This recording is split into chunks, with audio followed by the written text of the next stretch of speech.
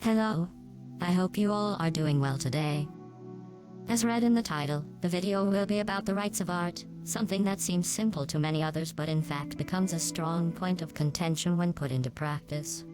It should be noted beforehand that art isn't just referring to paintings or arts and crafts. For this video, we will make use of the definition of art provided by Wikipedia.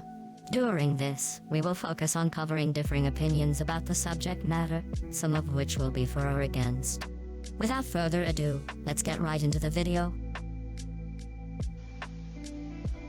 Origins of controversial art date back centuries ago. The truth is, there is no coherent definition for controversial art. There is no set criteria, so due to this, controversial art will be defined as any art that is considered provocative and evokes a controversy when looked at through the lens of social norms at that period in time.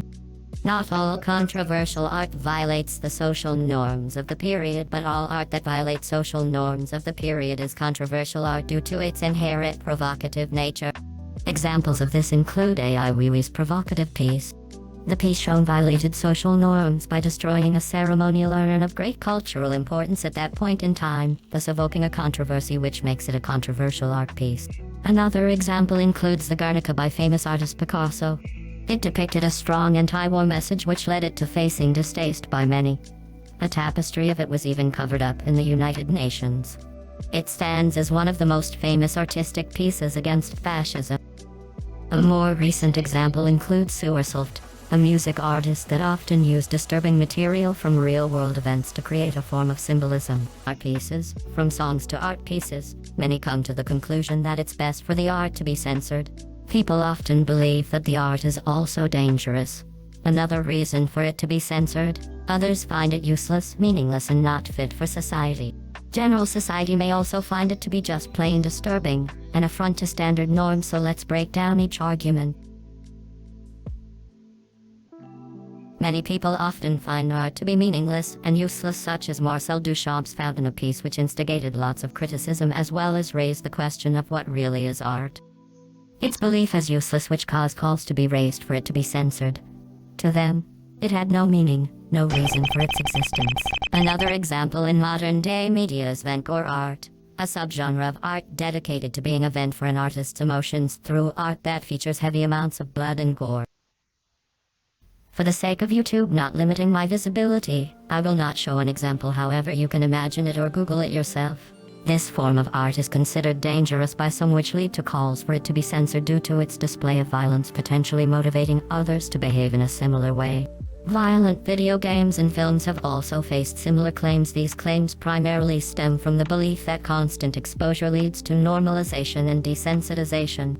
Last but not least, many people criticize art such as Lil Nas X music due to it being disturbing without any meaning that they consider to be worth the experience, hence causing groups to try to harass, silence, and get their music censored.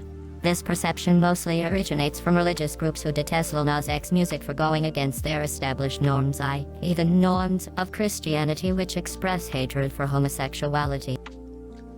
When a question regarding censorship comes up for nearly everything, the first thing people raise is freedom of speech. In order to understand this, we must understand that freedom of speech is not just a law in the United States, but a belief that many hold. It's a belief based upon the idea that all opinions have a right to exist without being censored, regardless of morality or norms. Many also believe that art should be preserved regardless of their message, to prevent governments from partaking in authoritarian acts that result in the restriction of people's rights. This fear stems from various sources, one being the number of dictatorships which utilize authoritarian tactics to maintain power. One tactic often being the suppression of media critical of the dictator or its ideals. Moving on, it's important to note that many see the need for these types of art as an emotional outlet. There are people who use art, however heinous they might be to the general populace, as a means to vent out their feelings or thoughts in a safe way that does not cause direct harm to others. This is noted in psychology as art therapy is used to help people relax or vent their frustrations. To cite Frontierson, or the results showed that the use of means and forms of expression in therapist behavior is applied flexibly. This suggests a responsiveness of art, in which means and forms of expression in therapist behavior are applied to respond to the client's needs and circumstances, thereby giving positive results for psychosocial outcomes. It is important to understand that, for all the varying views that exist, we as people do not need to fall into one category. Opinions can be nuanced and don't have to uniformly stay with one side of the spectrum, though it is undoubtedly possible for them to do so. That is why I'm also interested in all of you expressing your own opinions, which I encourage you to do so in this video's comments below. In my opinion, I believe that art in all forms, whether music or exhibits, shouldn't be censored. They deserve the right to exist unless they actively are designed to present harm to others or are meant to encourage it. However, even then it's debatable, as giving authorities who seek control the right to decide what is and what isn't presenting a danger is worrying. It opens a large, worrying door for groups wanting to cover up rather than protect. Now, this doesn't mean that I believe all art is morally right. A lot of it is not. A lot of it is disturbing and nasty. I don't support those art pieces, however that doesn't mean they must be silenced, suppressed, tossed away from general view. Feel free to disagree. To conclude, as outlined throughout the video, there are many perspectives and viewpoints which define most people's stances on censoring controversial art, whether for or against the censorship of such art.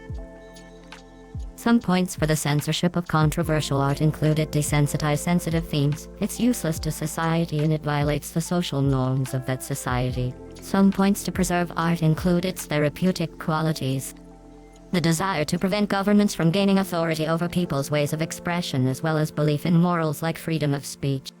That's all. If you enjoyed it, please feel free to support my content. Thank you. Have a nice day.